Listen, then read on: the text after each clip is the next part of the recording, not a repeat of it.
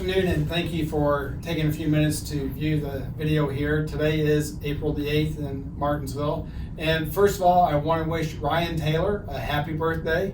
Ryan was like my second son, and so I wish him a very happy birthday. This afternoon, Chief Green has joined in with me, and we're going to talk a little bit about some of the work we're going to be doing on fire hydrants here in town. And on your utility bill, you have a hydrant surcharge. And that's kind of like a homeowners association fee that we all pay into for the maintenance of our fire hydrants through town. In the water project that we did last year, we replaced several, 60 plus hydrants, but we still have a total of over 537 hydrants. So the fire department has purchased a tool that we're going to be using the next few months on getting the hydrants ready to prep for painting. And Chief, if you'll explain a little bit about how that will work. Well, first off, the water project, it went this last year or so, and we did replace quite a few hydrants, but then there's more to be replaced. I know that people always constantly ask, what about my hydrant and this, that, and the other. And so we are very aware and cognizant of that, and it's something that it's very expensive to replace a hydrant. What were they, like almost $5,000? $6,000 to $7,000 in total for a hydrant to replace, and that's the labor and everything.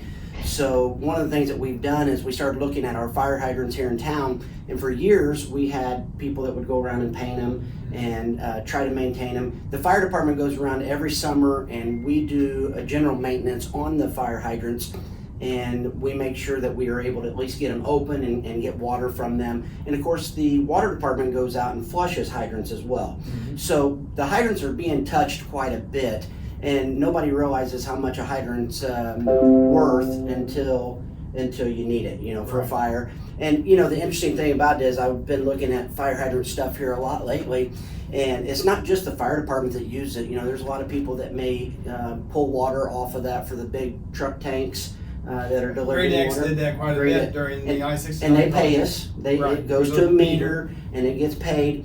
There's just a lot of different things that are used from our hydrants. But in our case, we started looking at our hydrants and noticing that there's a lot of rust, a lot of extra paint, there's a lot of stuff falling off of them. And because of the cost, we started researching. And there's a company that we got in touch with called the Plug Hug. And it's basically, you'll see us around it. We have it attached to a skid steer. And it's a round cylinder type device that goes over the top of the fire hydrant. And it has a bunch of cleaning bristles on it, if you will, and it just basically scrubs off all the old stuff and gets the hydrant prepped and ready for paint. So, it's really exciting to us because we've been trying to decide how do we do it. Do we go out there with a grinder and a wheel, and then you have a safety wire brush, and we've done that before, and let's be real, 537 hydrants, not all of them will be done this year, but if you don't start somewhere, then they're just going to keep getting worse and worse. When I was doing some research on fire hydrants, they will say that wet barrel and dry barrel hydrants, wet barrel hydrants could last 100 years, dry barrel hydrants somewhere between 20 and 30, 40 years. We have some hydrants in this town that are in the 50s.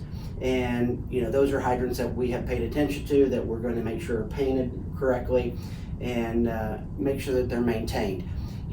We understand, I understand, everybody does, that there's a charge to this, and what we have on your utility bill that you get. I think it's $6.50 or $7 something. Yeah, it could be. And I know a lot of people get upset that hydrants, look horrible, or they don't have one right in front of them. Why should they have to pay? But at the end of the day, it's a matter of everybody's safety that we take care of these hydrants, and this is one way to do it. So we're very blessed and grateful that we're able to get the money for this. Most importantly, the hydrants now, when we're all done, will be uniform and will look really nice. Then the other part to this is that once we're complete with this, and this is a two-part paint project, it gets an epoxy type paint, and then it has a polyurethane that goes over the top of it for UV protection and keep them from fading and wearing out sooner. I was talking to Sherwin Williams about this because you could go to get the cheapest paint possible, but you're redoing it pretty quick. Right. So we want to make sure that we're doing it right from the beginning. And once we get all the paint done and we get everything taken care of, then we will come back in with a blue reflective 1-inch strip that will either go around the hydrant itself that's reflective, or we'll put it up on the top part of the hydrant. Just kind of depends on what we decide. And you've probably seen that on some of the hydrants now. But that allows for us from a long distance to be able to see where our next hydrant is oftentimes, as long as people aren't parked in front of them, things like that. And I know a lot of people say, well, don't you know where all the hydrants are? Well, I would love to say yes. And we pretty much do know where they're all at, but in the middle of the night or when you're in the middle of an emergency run, sometimes locating those can be difficult. So we figure if they get painted real nice, they look good, it also says that your city is wanting to take care of what they have in their investments. So we're really excited about it. Well, I know, again, the hydrant surcharge is kind of like a homeowners association. We're all paying into this pot to maintain all of our hydrants. Right.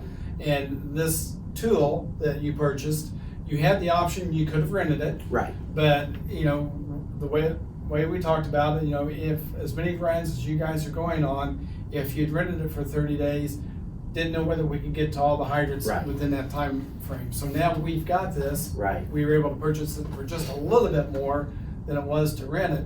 And it's amazing. We went up on Harrison Street and right there by the Wellspring. And Aaron was in there, and he got it on, and you get it leveled. And if my fist is a hydrant, it fits across this, and then the bristles are all going around, and he can move that skid steer just one way or the other to get. If one side of the hydrant needs more sanding or work on it, he can do that. So it's amazing. And when it's lifted off, you take a weed blower. Yep. You can blow that off, and it's ready to paint. Right. So it's going to be a great tool that we're going to be able to use and have for the city and to keep the hydrants maintained. Right. So again, that's one of the things that's on your utility bill that we wanted to explain why you're having that charge. And again, Chief Green just happened to walk in, and I roped him into helping me with this and give us an explanation. So, well, I do have one. So we practiced this past week in the northwest quadrant. We put a little message out, and you may see a little rust on some hydrants. We wanted to kind of know how this machine worked before we really hit it. And so our plan now is those were some of the worst hydrants. We'll go back, quickly hit, and then we'll get ready to start painting. We will let everybody know via Facebook when we're going to be painting, because it will be a spray, and we will do everything in our power to not have anything overspray or anything like that.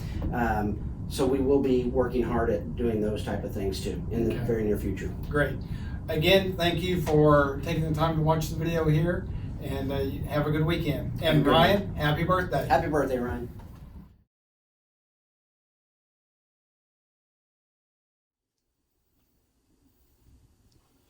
Afternoon. Hey, I'm Gary Oakes, Director of Planning and Engineering for the City of Martinsville. And it's a busy place right now. Construction season is upon us now, head to the middle of April. I have to apologize. Last week we had said, both in the paper and radio, that South Street was going to close on April the 4th. Well, the state didn't get all their permitting done with the signage contractor, so they didn't finish that till Monday, April the 4th. Which means the first initial signage went up on Tuesday the 5th. It has to be up a week before they can actually close. So next week you're going to see closure of South Street and see some physical activity. The last 4 weeks down there you've seen survey crews doing their work preliminary and setting markers and benchmarks for the contractors to come through. So it's about to happen. In that same general area, the Ohio Street contract is only 3 months away. That bid's on July the 12th, and that's when that one will be kicking off. And right now we're coordinating with the utilities. And that's a big issue, getting all the utilities moved off the poles. Duke came in first and set the new poles, and they moved their lines over to the new poles. And then they cut off the top half of the old poles, and that allows AT&T and the fiber people and Comcast to move their lines over to the new poles. So that's where we're at right now, waiting on AT&T. Everybody else is done. What else going on? I've got my notes right now. community support for the idea of a skateboard park. Came up at the last council meeting, and that seems to be gaining some momentum. It came in pretty strong as it was. We've had an offer already this week of somebody to provide land for such a thing, and we've looked at opportunities that the city has some property that has been in floodplain before. So that work is going on, and we're pursuing some grant opportunities that might be related to that. So that's what's going on in that area. If you drive on west and heading towards 67, out in the fields to the north and the south, you'll see some test drilling going on. That's evaluating the soil where we're going to put the levee. And it's pretty sandy, as you might expect, and that means could be a lot of seepage beneath the levee. So we're evaluating that right now as we go forward with it. Then on the rest of my bids, you should know that we talked about, last year even, about we're building a new phosphorus removal system down to wastewater treatment plant. That system went up and running last month in March, and it's working effectively. What we have to do, the state mandated what you can discharge into the river, and that meant phosphorus had to now be removed. And it's kind of an ongoing process. The rumors are that next thing they do is require that nitrogen be taken out before it goes to the river. Right now, what we discharge into the river is significantly cleaner than the river water that's flowing by us right now. So, but now it no longer has any phosphorus in it, so it's up and running now. The building that accompanied that was, in fact, the very last detail on it was just finished today. It was in the new doors they hung for the access into it, the big overhead doors. There was a broken window when it first came in, so they were down there fixing that window today. What else is there? East expansion. You've seen in the paper likely how we're going to be taking a sanitary sewer system and water to the east side of town. This was on the old maps designated as the Hannah properties, and that's a couple hundred yards to what we'd call the south up there where Walmart is, working to the south. So we're in the process of probably going to bid for that in May. I got the IDEM permit yesterday from the state to move forward with that, so that's where we're at. You should be able to see on the city website a public notice about just such a thing happening, right, and going forward with it all. Just if you have questions, and I'm certain most of you do at one time or another, you'll have something that you see going on and you're not sure what it is, why, give us a call. You can reach me at 765-318-9123. Thanks now.